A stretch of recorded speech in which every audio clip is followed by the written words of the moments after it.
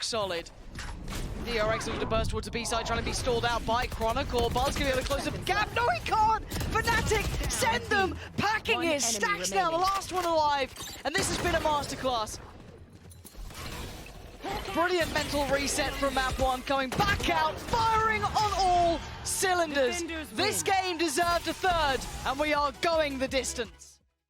So today we're going to take a look at how Fnatic managed to counter this Viper on Haven. If you don't know, Viper on Haven is something that's kind of come about more recently, and it's been a thing that a lot of teams have struggled with, particularly when defending against this Viper. But Fnatic came up with a great game plan yesterday. First, let's just come to the pistol round to actually talk about what this Viper is actually going to be doing for you on the attack side. So you're pretty much always going to see this wall thrown by anyone playing Viper on this map, and what this wall does is essentially create a lot of pressure, right? It covers off towards B just here, so you know, obviously that's like one little added benefit. But the main part of the wall is actually the part that comes across on A here, because it means the players who are out towards long, when they look down here, they're just staring at a wall when it's up, right? And so that means that someone could cross across towards short and potentially come this way. So you can't just leave someone here looking at this wall the whole time. Otherwise, they'll be in a lot of trouble. Now, also, there is a little gap here towards short, and you might be thinking, well, can't you just play ahead in that little gap? But the thing is, of course, as this wall goes up probably at the start of the round, if you do want to sprint out here and try and get ahead of this wall, you know, you're going to take the decay damage, and obviously DRX also know that you could be there, right? And so they might have just multiple players looking at one angle, and you're running through a wall with the decay, and that's going to be very risky. So you probably don't want to do that, and so that means that you're going to get left behind this wall, and as we run this round forward, you'll see that's pretty much what happens, right? They actually use an Omen smoke down towards long here as well. They flash out just to see if anyone's coming, but you're going to see the main use of this Viper wall in action, but then you'll also see the secondary part of what this Viper is doing as well, because this Viper creates multiple layers of difficulty for the defending side. One, as I've mentioned, is this wall, and you'll see in just a second, Durka ends up here on long on his own, and the exact thing I talked about happens, where DRX managed to sneak down towards short and actually kind of come behind him, and you see he's kind of looking behind. He doesn't really know which way to look here on the map, and you'll see in just a second that DRX, they start sneaking down towards short, and actually they're going to manage to come behind Durka. Now, Durka manages to find this 1v1 fight here with Mako. He manages to catch Mako essentially maybe a bit off guard and find that kill, but then DRX are going to swarm behind him and manage to trade it out. But now we get the second layer of why this Viper is good, and that is the Viper Orb here in the post plant, because they've put their Viper Orb just here. And that makes it very, very difficult to retake this A site. And that is a big, big problem, right? Because if the Viper Orb is here and you're trying to retake on A and you can't really get out this way, that's a massive, massive problem, right? Because that means you're probably having to drop from heaven, and multiple players dropping from heaven just isn't going to work that well for you. So you basically just have to wait for the Viper Orb. And you'll see that's exactly what Fnatic basically gets stuck here doing, where they just have to wait for this Viper Orb, and it just costs them a lot of time. And that means that you just eventually don't have time, as you'll see in this round. What's long? They've been able to note that. They know exactly what's going on. Come on, Buzz! You have no right to be doing that. And yes, chip damage achieved, but still 4 players to the 3. We need to see Fnatic looking faultless. This play back through, 2 towards Hell, 1 tucked towards Graffiti. Chronicle's got his work cut out here. Hard to divide and conquer. A couple of flashes, yes, but slowed down. Hindered. This poison orb just causes so many issues, though. And look at Test. Backfilled the space, he's cleared this, he's making sure no one's coming through here. And Alpha's not getting what he wants either. Yeah, the turret's gonna go through, maybe turn some attention away, but that's given a chance. Enough for Leo to fight 2. Buzz still standing, still fighting, Neron with the 5, but it's down to the 1v1, and look at the time! Oh, B! The Reaper in the end gives DRX their 7th and starts the second half off. So those are the problems that the Viper creates, but what did Fnatic do to beat the Viper? Well, if we come to round 16, which is the first full gun round of the half, you get a great idea of what they did. Because here is what the map looked like for a lot of this half. And you can see what we've done is we put the Killjoy setup over towards A. Now, this is not normal. You will not normally see a Killjoy setup on A, on this map, on the defensive side. Almost always, most teams are putting their Killjoy stuff somewhere between C and B, right? Maybe Garage, maybe C, maybe B. But no, Fnatic put all of their Killjoy setup over towards A. And what they decided to do, as you can kind of tell by the map here, is fight mid heavily. And why did they do that? Well, it solves both problems, right? oh, you can create pressure here if players are looking, they can't quite tell what's going on, all of that with this Viper wall. Well, we don't care, because we're just putting our Killjoy on A. And that's just all we've got there. Oh, but won't that potentially mean you give up the A site and then you end up in that bad post plant where they can put the Viper Orb and Viper Mollies and stuff down here?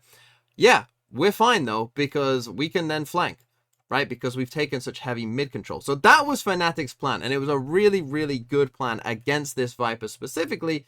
And you see this time and time again, as we'll see in this crucial first gun round here for both teams, that yeah, Zest is going to lurk down on short.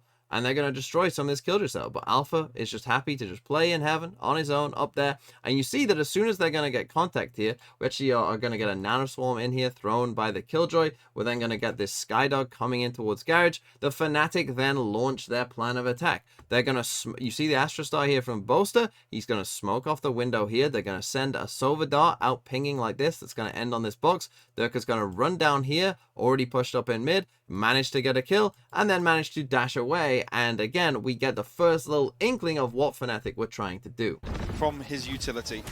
Oh, this is nice. There we go. There's that combination you want to be seeing as well. Durka and Leo, or Leon, however you want to call him, working in unison. So with that mid-fight, obviously, Fnatic kind of showed their hand a bit, that they, you know, had a bit of a combo waiting for there, a bit of a trap almost in mid, and they managed to get the first kill, but they do have to give up the C site. So DRX do come over towards C, but Alfia is nice and patient here, and he's still just happily waiting, trusting the rest of his team, and they managed to get that kill on Zest there, lurking over towards A. So we end up in a 3v5. Now, this isn't going to be perfect from Fnatic at this point. I think Boaster gets a little confused on the exact purpose of this Omen Flash that Mako is about to do, perhaps thinking that this is Mako pushing himself into Garage, when in fact, actually, this flash is for Buzz instead, coming back the other way. And so they do end up in a bit of a pickle, but Durka is able to kind of manage to get it back to Fnatic as he comes back through the other side of Garage, and Fnatic win the round. Spike will go down. See a 3v5 here. To DRX. Paranoia Good invested paranoia. early to try Oh and my God. find something. Buzz has found the first, he's got the second. Finding more than something, he finds two. Bringing it back down to at least touching distance here. Oh, Alpha doesn't want any of it. They finally got a grip. Vice-like grip coming back in for Fnatic, tying up the scoreline. Starting to see Durka activate, Alpha coming online, Leo setting up those plays that we love to see. This is Fnatic starting to build back in. But then if we come to the very next round, this is an absolute round of beauty. Again, it's the same kind of stuff from Fnatic. The Killjoy set up over towards there. You got this star in towards the window here from Boaster. And again, they're going to walk down in middle here. They get Durka, you know, kind of pushed up early on.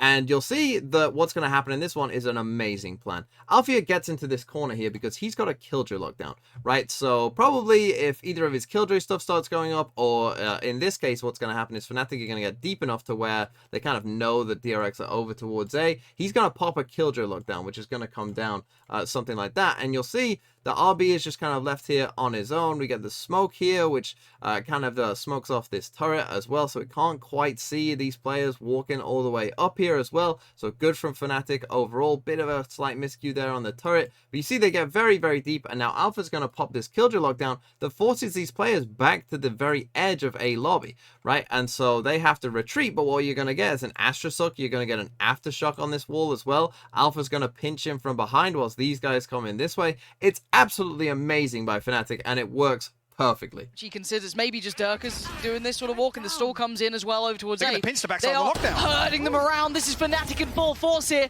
Beautiful pinch work, trying to pull him in. Maybe get Durka to be able to see him. Have to smoke it off though. Dash comes in, spots another. Durka delivering on all fronts as DRX now cornered. Oh, this is what you want to be seeing. Oh, easy, Tiger. Zest almost had him there. Still, run that back for me, step by step this, because that was a Fnatic piece. Absolutely beautiful. A textbook hallmark Fnatic round.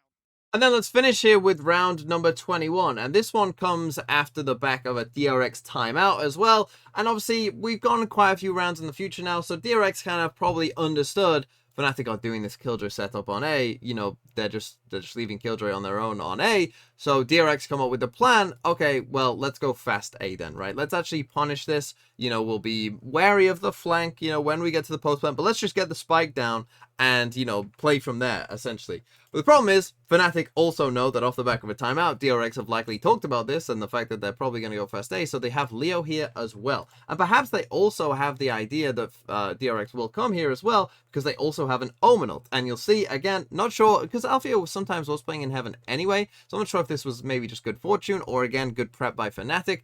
The Mako is going to ult into Heaven, and Alfio is just going to hide from him and manage to get a free kill on him. But you'll see how quickly Fnatic react. It's like, you know, they had such a good read on this game and exactly what DRX were going to do at exactly what point, that you'll see we've got Leo here, the extra body that normally wasn't there, but look how quick these two flood across as well, because they know that what DRX are going to do after that timeout, and it's perfectly read. And again, Fnatic won another round, and they go on to win this game and win the next map pretty decisively as well, and ultimately end up in going into the next round.